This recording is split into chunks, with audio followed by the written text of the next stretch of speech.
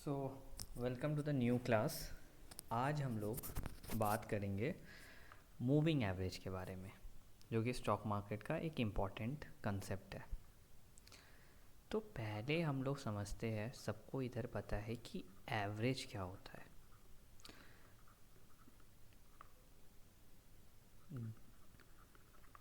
कि इधर एवरेज क्या होता है। सबसे पहली बात है, हम लोग एवरेज कैसे कैलकुलेट करते हैं। ऑब्वियसली अगर हमें 10 नंबर का एवरेज कैलकुलेट करना पड़ेगा तो 1 + 2 + 3 + 4 करके डिवाइड बाई 10 कर देते हैं, राइट। मूविंग एवरेज का मतलब क्या होता है। सपोज़ करो एक लड़का है जो क्लास 5 में वो 60% लाता है, क्लास 6 में वो 65% लाता है, क्लास 7 में वो 70% लाता है, क्लास 8 में वो 76% लाता है, क्लास 9 में वो 80% लाता है। क्लास 10 में हम क्या एक्सपेक्ट करेंगे कि वो ज़्यादा लाएगा या कम लाएगा। ऑब्वियस सा बात है कि वो ज़्यादा लाएगा, 80 से तो ज़्यादा लाएगा ना।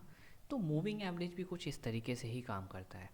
तो स्टॉक मार्केट में एक एजम्पशन लिया जाता है, स्पेशली ट्रेडिंग में, कि जो प्राइस है, अगर प्राइस राइज कर रही है तो वो राइज करते रहेगी, और प्राइस अगर फॉल कर रहा है वो फॉल करते रहेगा, unless and until there is a change in a trend. अब ट्रेंड का मतलब क्या होता है, देखो सिंपल बात है। ट्रेंड का मतलब क्या होता है, बहुत सिंपल है। प्राइस 3 तरीके से मूव करती है। एक होता है कुछ ऐसे मूव करेगी, राइट, ऐसे मूव करेगी। अब ये बोलोगे कि सर ये कैसे, ये क्या है। इसको बोलते हैं हम लोग अप ट्रेंड, क्योंकि प्राइस ऊपर की तरफ जा रहा है, ठीक है। अप ट्रेंड कैसे आइडेंटिफाई करेंगे, ये देखो, ये हाई है, इसको बोलते हैं हायर हाई, ये हो गया हायर लो, फिर से ये हो गया ये। अब ये दूसरा हाई बना है जो कि इससे ऊंचा है, तो ये हो गया हायर हाई। ये जो लो बना है, ये लो से ऊंचा है, तो इसको बोलेंगे हायर लो। और ऐसे ही चलते रहेगा, higher high higher low, higher high higher low, right. तो ये हो गया अप ट्रेंड, ठीक है। एक तरीके से मार्केट ऐसे घूमता है। दूसरा होता है ट्रेंड जिसको बोलते हैं साइडवेज, जहाँ मार्केट कुछ ऐसे ऐसे ऐसे ऐसे चलता है, ठीक है। इसको बोलते हैं साइडवेज, कि एक ही लय में या एक ही प्राइस रेंज में मार्केट घूम रहा है। जैसे सोच लो कि स्टॉक का प्राइस 100 रुपये के से लेके 120 रुपये के बीच में ही होवर कर रहा है मार्केट, तो इस ट्रेंड को बोलते हैं हम लोग साइडवेज, ठीक है।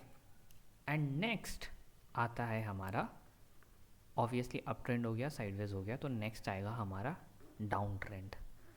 डाउन ट्रेंड भी वही सिंपल है।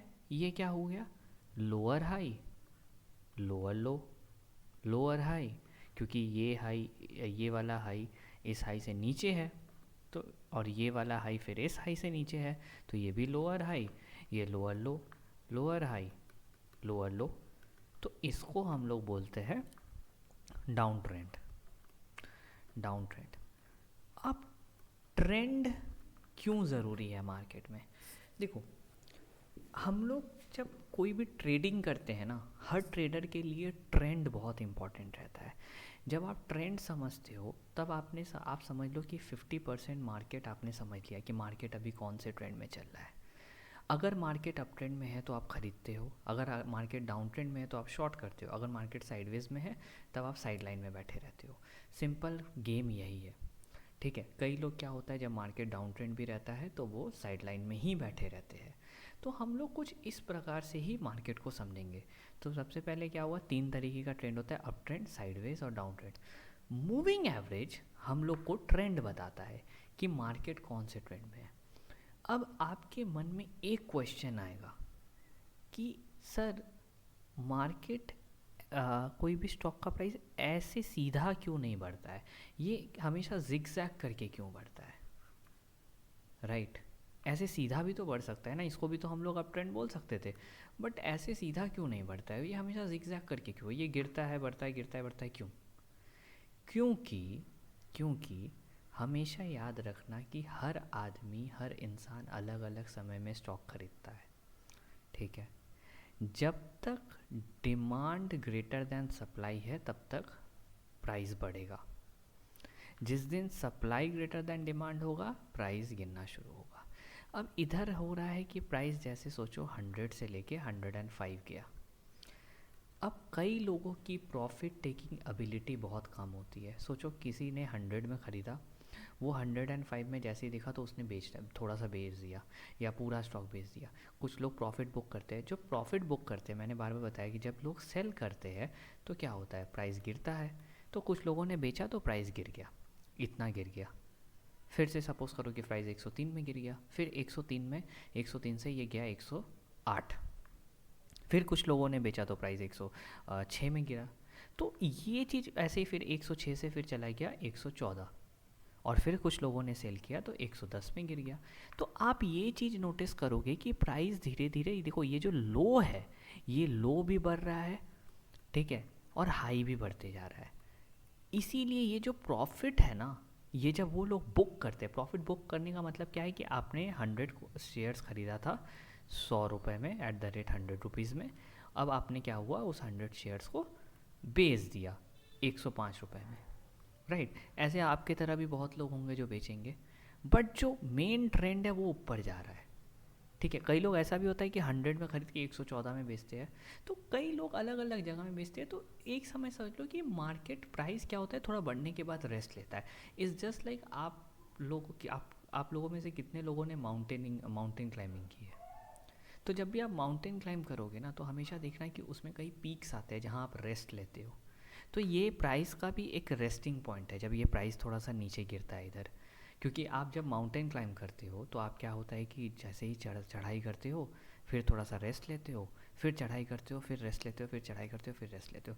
ये बहुत ज़रूरी हो जाता है, क्योंकि तभी आप एकदम लॉन्ग टर्म ऊपर जा सकते हो। क्योंकि डायरेक्ट आप चलते गए फिर तो आप कोलैप्स कर जाओगे, राइट। डायरेक्ट अगर आप चलते गए तो कोलैप्स कर जाओगे ना।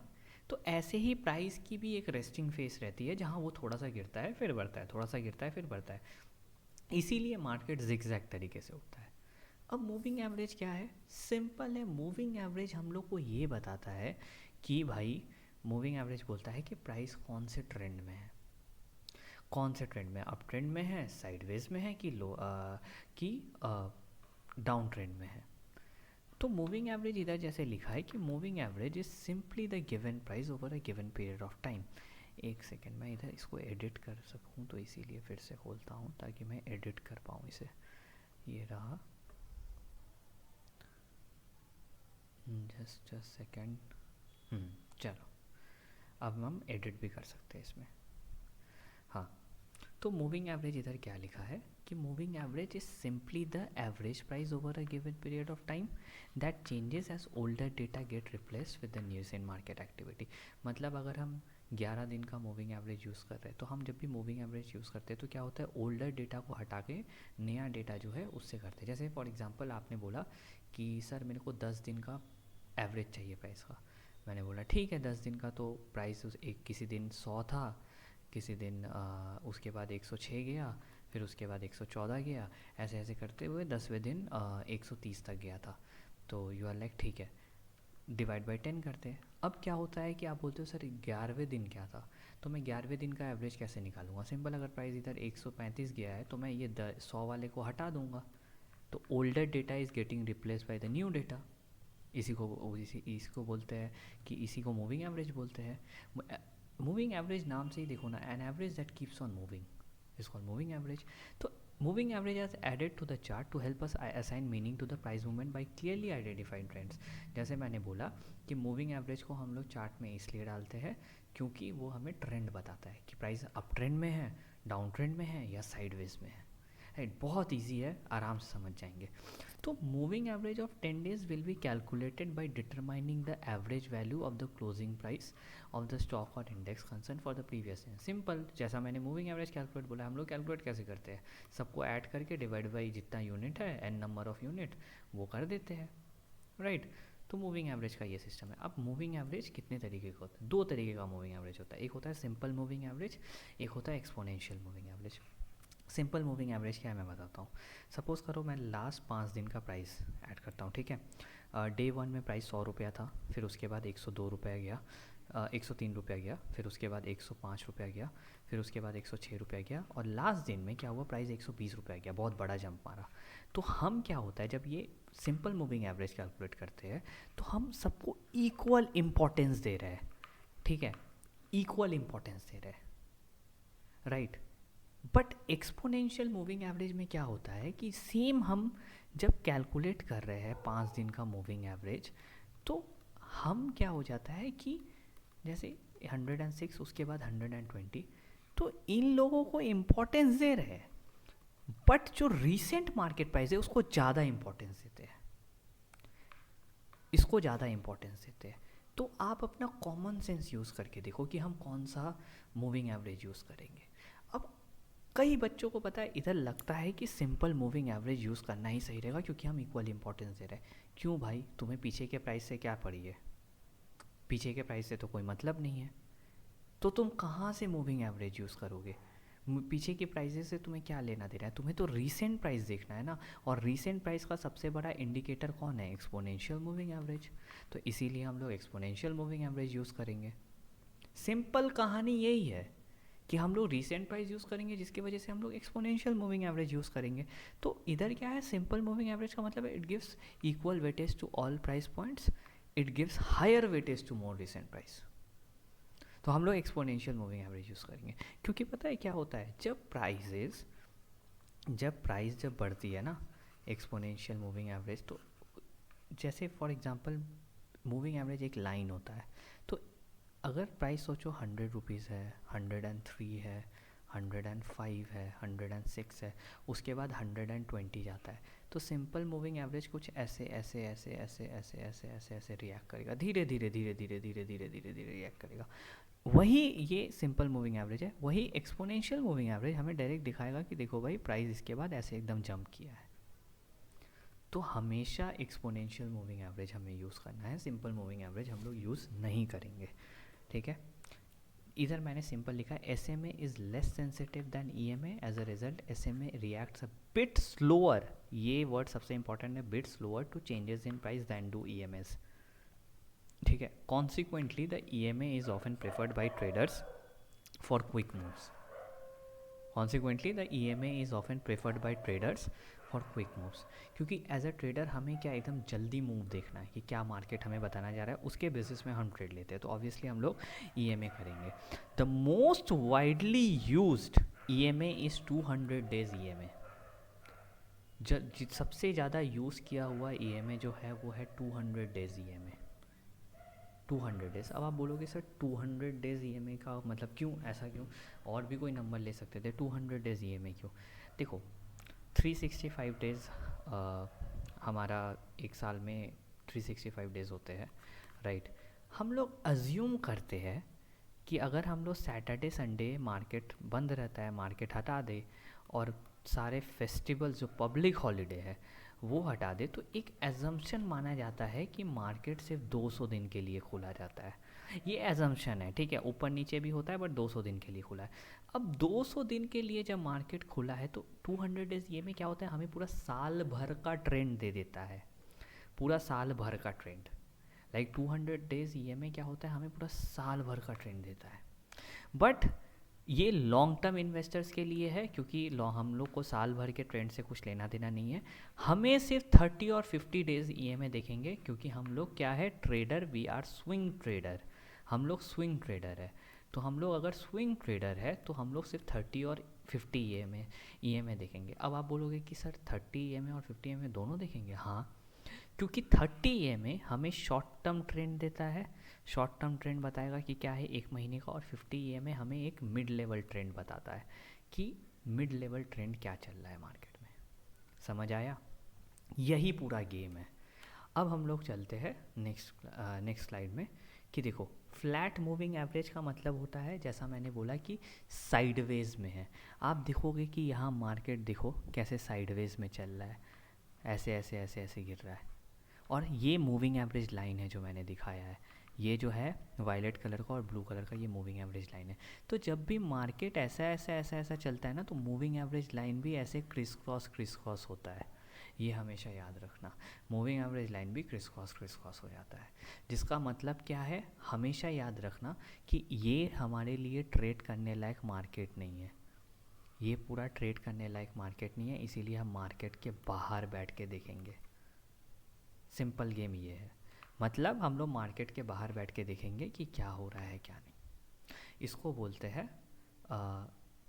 साइडवेज। ये पूरा जो ट्रेंड है ये होता है साइडवेज, ठीक है, ये होता है साइडवेज। तो मूविंग एवरेज लाइन हमें क्या, देखो ट्रेंड दिखा रहा है, जब मूविंग एवरेज लाइन ऐसे क्रिस क्रॉस हो समझ लेना कि ये साइडवेज ट्रेंड है, ठीक है। तो ऑलवेज रिमेंबर, जब साइडवेज ट्रेंड हो always stay out of the market. SIM Eicher motor का एग्जांपल है, ये कौन सा ट्रेंड है आप बताओ। देखो ये इधर तक अप ट्रेंड में था, उसके बाद क्या हुआ मार्केट, और क्या हुआ, हायर हाई बना नहीं पाया, तो क्या हुआ मार्केट फिर साइडवेज में आ गया, ये साइडवेज में आ गया मार्केट।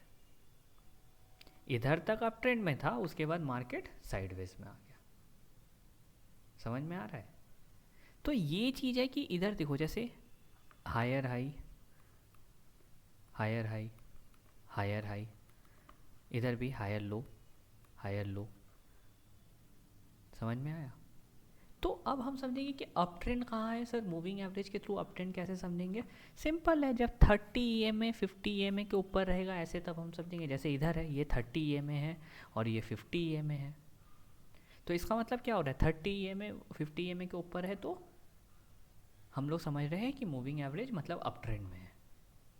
सिंपल है। तो मूविंग एवरेज क्या होता है कि हमेशा स्टॉक मार्केट में क्लोजिंग प्राइस के डिपेंडेंसी में ही एवरेज बनती है।